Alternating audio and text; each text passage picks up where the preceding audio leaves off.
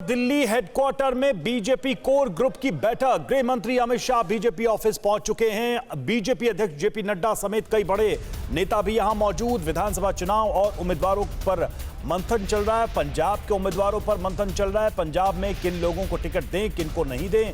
बाद में उत्तर प्रदेश पर भी मंथन हो रहा है, क्योंकि एक लिस्ट जारी कर दी गई है। आगे की जो लिस्ट है उस पर विचार मंथन चल रहा है। कई सारी कंडीशंस हैं दोनों राज्यों में अलग अलग, और उसको देखते हुए यहां रणनीति भी बनाई जा रही है कि किस तरह के उम्मीदवारों को मैदान में उतारा जाना है। बड़ी खबर हम आपको बता रहे हैं इस वक्त।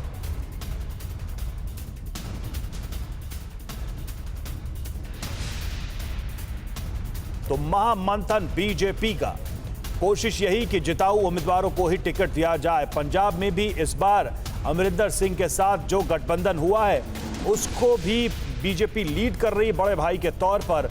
और देखिए वहां भी कैंडिडेट इसी तरीके से उतारने की तैयारी है। वहीं दूसरी तरफ उत्तर प्रदेश में जो अलग अलग चरणों के चुनाव हैं उसके उम्मीदवारों पर, जो बचे हुए चरण हैं उसके उम्मीदवारों पर उनके चयन पर यह विचार मंथन चल रहा है। आमोद राय हमारे साथ, हमारे राजनीतिक संपादक इस वक्त जुड़ा हुआ। आमोद, अभी क्या हलचल है बीजेपी हेडक्वार्टर में? देखिए रवि, पिछले 2 घंटे से ज़्यादा वक्त से बैठक चल रही है और जैसा कि आपने बताया, गृह मंत्री अमित शाह, पार्टी अध्यक्ष जेपी नड्डा, बीएल संतोष और पंजाब के प्रभारी गजेंद्र सिंह शेखावत के अलावा तमाम पंजाब के नेता इस बैठक में शामिल हैं।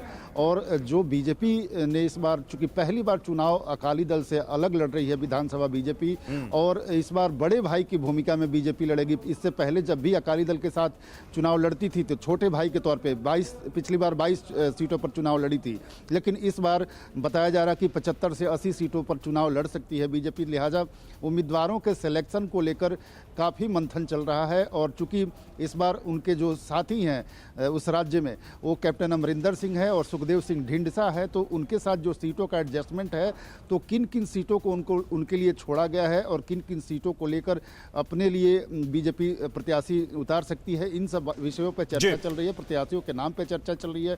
चूँकि पंजाब में एक साइजेबल पॉपुलेशन एससी मतदाताओं का है, तो बीजेपी की जरूर चाहत है ये कि एससी प्रमुखता वाले जो सीट हैं वहाँ से उसको ज़्यादा से ज़्यादा टिकट मिले, प्रमुखता से मिले उम्मीदवारी, ताकि उसके कैंडिडेट वहाँ से उतारे जा सके। तो अभी फिलहाल जो है पंजाब पे ही मंथन और चिंतन चल रहा है। रवि, देखिए अमोद, जो स्थिति है पंजाब की, जैसा कि आप बता भी रहे हैं, अमूमन ये देखा गया कि पहले पंजाब में सीधे सीधे मुकाबला रहता था 2 पार्टियों के बीच में, लेकिन इस बार ऐसा लग रहा है कि मल्टी कॉर्नर फाइट है और बहुत सारे दल और बहुत सारे दावेदार इस बार मैदान में हैं। तो सबसे बड़ी चुनौती क्या है बीजेपी के सामने कैंडिडेट्स को फिक्स करने में?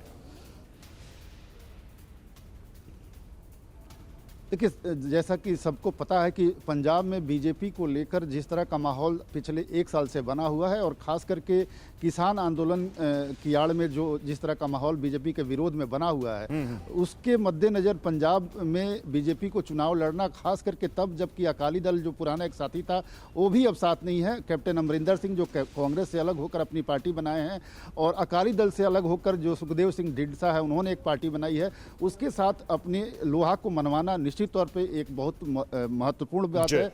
और बीजेपी अपनी पूरी ताकत लगा रही है कि किस तरह से बड़ी चुनौती है राज्य में अपने आप को स्थापित करना है। इस बार चूंकि बिल्कुल अलग से गठबंधन में बीजेपी वहां गई है। अड़ी सोमवार से शुक्रवार शाम 6 बजे सिर्फ TV9 भारतवर्ष पर।